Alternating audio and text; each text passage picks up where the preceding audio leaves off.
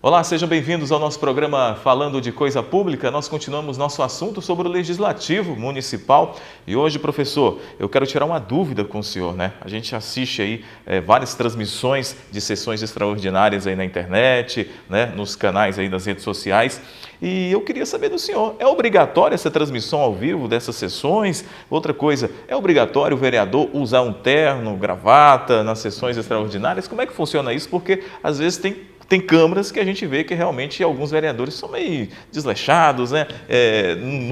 Não importam muito para o vestuário, mas como é que funciona isso na prática, professor? Você está me forçando a falar coisa que é polêmica. Bom, a princípio, nós vamos esclarecer que as transmissões ao vivo das sessões ordinárias, sessões solenes, sessões extraordinárias da Câmara, elas não existem obrigatoriedade das câmaras, porque os regimentos internos das câmaras e as leis orgânicas, elas são da década de 90, né? A maioria delas são da década de 90. Nesta época não se vislumbrava essa possibilidade de estar transmitindo ao vivo via o YouTube, o webcam ou até mesmo o Facebook. Nós temos aí hoje várias câmaras que fazem isso. Mas pode haver uma resolução a nível interno da Câmara obrigando essas transmissões, né, tornando como regra as transmissões.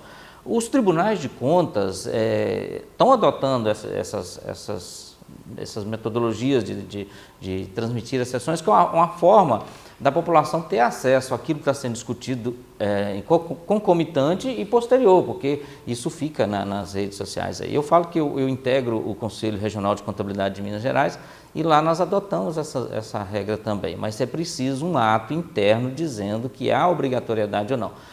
Agora, antes de responder sobre a questão do terno, eu quero fazer o seguinte, um alerta aos presidentes de câmaras, membros da mesa diretora, para tomar cuidado, consulte uma assessoria antes, as pessoas que entendam um pouco de processo legislativo, de técnica legislativa, até mesmo cerimonial, para que não cometa alguns erros que a gente vê transmitido ao vivo aí. Vou dar um exemplo simples, às vezes você está assistindo, isso acontece muito, eu pesquiso muito isso, assistindo uma sessão da Câmara, aí quando você olha para a mesa diretora, aí você vê a bandeira. Existe uma lei federal, que é de 1970, que ela fala sobre o uso dos símbolos nacionais. E nessa lei deixa bem claro, as bandeiras elas devem ficar do lado direito da mesa diretora, sendo a bandeira nacional no centro, à direita a do Estado e à esquerda a do município. E a gente percebe que às vezes a bandeira está em lugares diferentes, né? E aí o presidente precisa ter certeza que ao colocar na internet, tem gente leigo e tem gente que são especialistas vendo, existe autoridade.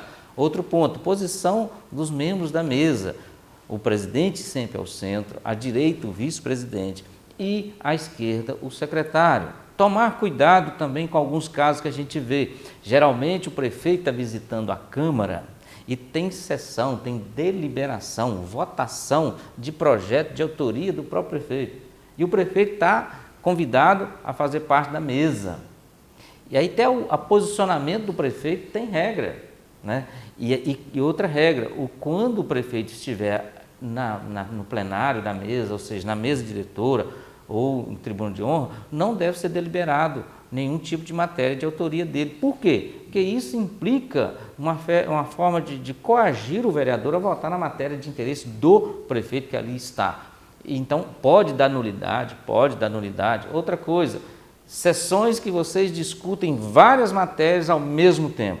Aí tem matérias que precisam ser tratadas em sessões exclusivas, como, por exemplo, a lei orçamentária, né? Emendas à própria lei orgânica, e a gente está vendo uma farra de irregularidades nessas transmissões. Aí vem a questão do terno.